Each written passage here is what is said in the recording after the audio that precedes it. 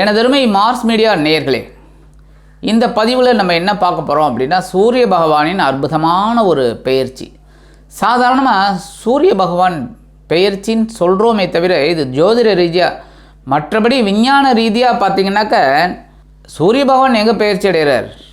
அவர் ஒரே இடத்துல தான் இருக்கார். பூமி தன்னைத்தானே சுழல்றதுனால தான் இந்த பெயர்ச்சியெல்லாம் நம்ம சொல்கிறோம், ஏன்னா நம்ம பூமியில் இருக்கிறதுனால.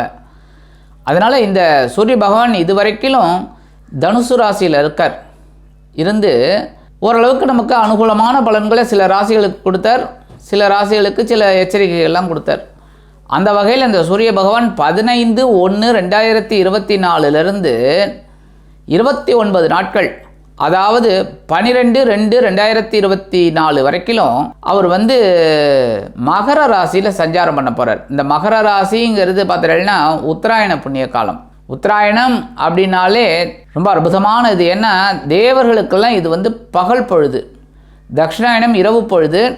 மாலையிலேருந்து ஆரம்பித்து அப்படியே இந்த காலையில் அதிகாலை வரைக்கும் தட்சிணாயணம், அதிகாலையிலேருந்து சாயந்தரம் வரைக்கும் உத்தராயணம். இந்த உத்தராயணம் அப்படிங்கும்போதே தை மாதம் ஆரம்பிச்சிடுறது. தமிழில் தை, மகரம். அதே சமயம் இங்கிலீஷில் பார்த்திங்கன்னா ஜனவரி 15 ஆரம்பிக்கிறது 2024. அதனால தான் இந்த சூரிய பகவானை வரவேற்கணும் அப்படிங்கிறதுக்காக தான் இந்த பொங்கல் விழா கொண்டாடுறோம். 15 பொங்கல் விழா, தைப்பொங்கல். ஏன்னா உத்தராயணம் ஆரம்பிக்கும் போதே நம்ம சந்தோஷமாக ஆரம்பிக்கிறோம். அந்த சந்தோஷமான ஆரம்பம்தான் இந்த மகர சங்கராந்தி. இந்த மகரத்தில் சூரிய பகவான் சஞ்சாரம் பண்ணுறது. இந்த நிறைய பேர் என்கிட்ட கேட்டிருக்காங்க, பொங்கல் வைக்கிறதுக்கு நல்ல நேரம் சொன்னால் ரொம்ப சௌரியமாக இருக்கும் அப்படின்னு கேட்குறாங்க. அதுக்காகவே அவங்களுக்கு ஒரு ஸ்பெஷல் பதிவு நாங்கள் போடுறோம். பொங்கல் வைக்கிறதுக்கு உகந்த நேரம் இந்த வருஷம், அதாவது 2024. இந்த வகையில் இந்த மகரத்தில் வரக்கூடிய சூரிய பகவான் 29 நாட்கள் என்னென்ன பலாபலன்களை ஒவ்வொரு ராசிக்கும் கொடுக்க போகிறார் அப்படிங்கிறத பற்றி நம்ம இப்போ தெளிவாக பார்க்க போகிறோம். அதுக்கு முன்னாடி நம்ம சேனலை சப்ஸ்கிரைப் பண்ணாதவங்க உடனடியாக சப்ஸ்கிரைப் பண்ணிக்கோங்க. ஏன் அப்படின்னா நாங்கள் போடுற பதிவுகள் உங்களுக்கு உடனுக்குடனாக வரும். அது எங்களுக்கு ஒரு உத்வேகத்தை கொடுக்கும். நீங்கள் இந்த பதிவெல்லாம் பார்த்துட்டு கண்டிப்பாக லைக் பண்ணுங்கள். அது எங்களுக்கு இன்னும் பெரிய விஷயங்களை உங்களுக்கு நிறைய சொல்லணுங்கிற ஒரு எண்ணம் எங்களுக்கு கிடைக்கும். நிறைய பதிவுகளை நாங்கள் அப்பப்போ உங்களுக்கு போடுவோம். இப்போ இந்த பதிவுக்கு போகலாமா? எனதருமை கன்னி ராசி நேயர்களே, இந்த பதிவில் நம்ம என்ன பார்க்க போகிறோம் அப்படின்னா, உங்களோட விரையாதிபதியை பற்றி தான் பார்க்க போகிறோம். உங்களோட விரையாதிபதி யார்? சூரிய பகவான், ஆத்மகாரகன், ஒளி கொடுக்குறவர். அவர் உங்களுக்கு பார்த்திங்கன்னா செலவை வைக்கிறவர். சரி, செலவை வைக்கிறார் அப்படின்னா சுபகாரிய செலவுகளாக வச்சா ரொம்ப சந்தோஷம். ஆனால் நீங்கள் எப்படின்னா, உங்களோட ராசிநாதன் யாருன்னா புத பகவான். அதனாலே எந்த ஒரு செலவையும் ஒரு சந்தோஷமாக அப்படியே மாற்றிடுவீங்க. மருத்துவ செலவு வந்தால் கூட அதையும் ஒரு சந்தோஷமாக எடுத்துட்டுருவீங்க. அதனாலே உங்களுக்கு சில வேலைகள் பார்த்திங்கன்னா டக்கு டக்கு டக்குன்னு முடியும். செலவை ஐயோ செலவு ஆச்சு அப்படின்னு நினச்சா தான் பயம், உடம்பு ஆரோக்கியமும் கெடும். ஆனால் நீங்கள் அதையும் ஒரு ஈஸியாக எடுத்துக்கிறதுனால ஓரளவுக்கு உங்களுக்கு அட்ஜஸ்டபிள் ஆகிடும். இந்த விரையாதிபதி இது வரைக்கும் உங்களுக்கு எங்கே இருந்தார்னு பார்த்திங்கன்னா சுகஸ்தானத்தில் இருந்தார். 4ஆம் இடம் அப்படிங்கும்போது பார்த்திங்கன்னா சில பேருக்கு பார்த்திங்கன்னா இடம் தேடிக்கிட்டே இருந்தீங்க, இந்த இடம்லாம் கிடச்சிருக்கும். பொன்பொருள் ஆடை ஆபரண சேர்க்கை கிடச்சிருக்கு. ஆனால் என்ன ஒன்று, உடல் ஆரோக்கியம் கொஞ்சம் இறங்கியிருக்கு. கரெக்டாக ஒரு மருத்துவ செலவுகள்லாம் ஏற்படுத்தியிருக்கு. மற்றபடி இந்த தாயாரின் உடல் ஆரோக்கியம் கொஞ்சம் அப்படி இப்படி போயிட்டு இருந்திருக்கு. இருந்தாலும் தாய் வழி உறவுகள்லாம் கொஞ்சம் அனுகூலமாக இருந்திருக்காங்க. உறவினர்கள் ரொம்பவே உங்களுக்கு அண்டர்ஸ்டாண்டிங்காக இருந்திருக்காங்க. அந்த வகையில் இந்த விரையாதிபதி இப்போ எங்கே வரப்போகிறார்? சுகஸ்தானத்துலேருந்து விட்டு விலகி பஞ்சமஸ்தானமாகி 5ஆம் இடத்துக்கு வரப்போகிறார். குழந்தைகளின் மூலம் இருந்து வந்த மனக்குழப்பங்கள் கொஞ்சம் கொஞ்சமாக குறைய ஆரம்பிக்கும். புண்ணிய தலையாத்திரை செல்லக்கூடிய வாய்ப்புகள் சிலருக்கு உண்டாகும். குலதெய்வ பிரார்த்தனைகளை நிகழ்த்தி மகிழ்வீர்கள். ரொம்ப நாளாக இந்த பூர்வீக சொத்துல வில்லங்கங்கள் ரொம்ப நாளாக முடியாமல் இருக்குது, வாய்தா வாய்தா வாய்தா, அதெல்லாம் விலகும். அதுமாதிரி இந்த வம்பு வழக்குகள் அதெல்லாம் உங்களுக்கு குறையும். மனசில் ஒரு தைரியம் கிடைக்கும். சில நேரங்களில் என்னமோ குழப்பம் உங்களுக்கு இருந்துக்கிட்டே இருக்குது. இது என்னடா இது இப்படி போயிட்டுருக்கு அப்படி போயிட்டுருக்கேன்னு. அதெல்லாம் இப்போ கொஞ்சம் மாறுறதுக்கு நிறைய வாய்ப்புகள் இருக்குதுங்க.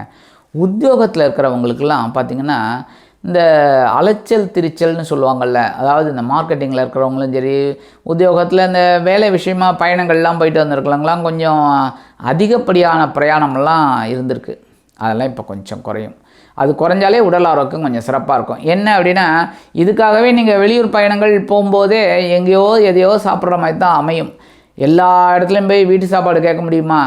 சரியா? அந்த மாதிரி இருக்கும்போது நிறைய ஹோட்டலில் சாப்பிட்டு உடல் ஆரோக்கியம் கொஞ்சம் குறைஞ்சிருக்கு. அது இப்போ நிவர்த்தி ஆகும். ஏன்னா இந்த டூர் போகிறதெல்லாம் கொஞ்சம் குறையிறதுனால ஓரளவுக்கு உடல் ஆரோக்கியம் உங்களுக்கு சிறப்பாக இருக்கிறதுக்கு வாய்ப்புகள் இருக்குங்க. மற்றபடி குழந்தைகளோட திருமண யோகம்லாம் கைகூடும்.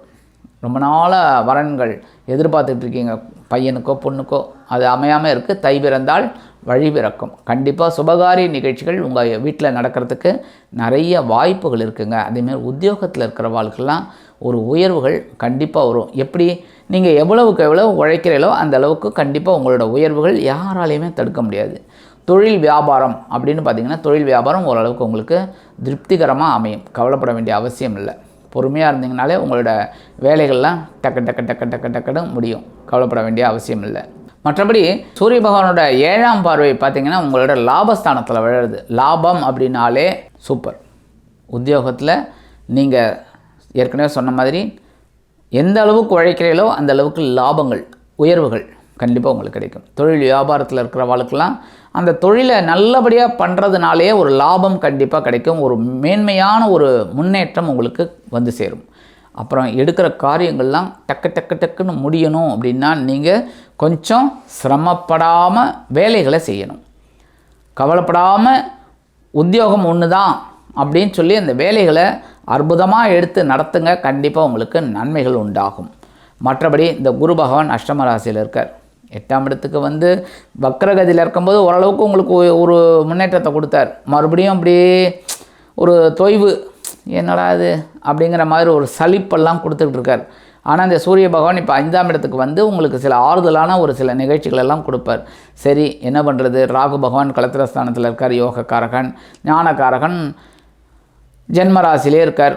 என்ன பண்ணுறது? உடல் ஆரோக்கியத்தில் கொஞ்சம் கவனமாக தான் இருக்கணும், வேறு வழி கிடையாது. என்ன உடல் ஆரோக்கியம் அப்படின்னா உணவு கட்டுப்பாடு, அவ்வளோதான். ஏன்னா இந்த தை பிறந்தால் இனிமேல் முகூர்த்தம் தான். அங்கங்கே ஒவ்வொரு இடமா வந்து உங்களுக்கு கல்யாண பத்திரிகை கொடுத்துட்டு இருப்பாங்க, எங்கள் வீட்டில் விசேஷங்க அப்படின்னு. நீங்கள் என்ன பண்ணுறது? போய் தான் ஆகணும். சாப்பிடாம வர முடியுமா? சாப்பிட்டு தான் ஆகணும். லிமிட்டாக உங்களுக்கு என்ன தேவையோ அதை சாப்பிடுங்க. கரெக்டாக உடல் ஆரோக்கியத்தில் கொஞ்சம் கவனமாக இருங்க. மற்றபடி அருமையான இது. அதேமாதிரி ரியல் எஸ்டேட்டில் இருக்கிறவா, பங்குச்சந்தையில் இருக்கிறவங்களாம் கொஞ்சம் கவனமாக தான் இருக்கணுங்க. முயற்சிகள் அப்படிங்கிறது என்ன தான் முயற்சிகள் பண்ணினாலும் ரொம்ப கவனமாக இருந்தால் தான் அற்புதமான ஒரு முன்னேற்றம் உங்களுக்கு கண்டிப்பாக அமையும். அதனால் இந்த விரையாதிபதி சூரிய பகவான் இப்போ பஞ்சமஸ்தானத்துக்கு வந்து உங்களோட முன்னேற்றங்களை கண்டிப்பாக கொடுப்பார். அதெல்லாம் நீங்கள் வந்து இந்த முயற்சிகளை மேற்கொண்டு அந்த முன்னேற்றத்தை நீங்களே ஏற்படுத்திக்கணும்.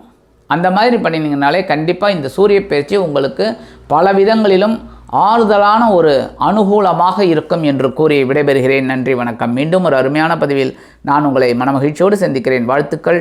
வாழ்க வளமுடன். இந்த சேனல் உங்களுக்கு பிடிச்சிருந்தா மறக்காம சப்ஸ்கிரைப் பண்ணுங்க, ஷேர் பண்ணுங்க, லைக் பண்ணுங்க, கமெண்ட் பண்ணுங்க.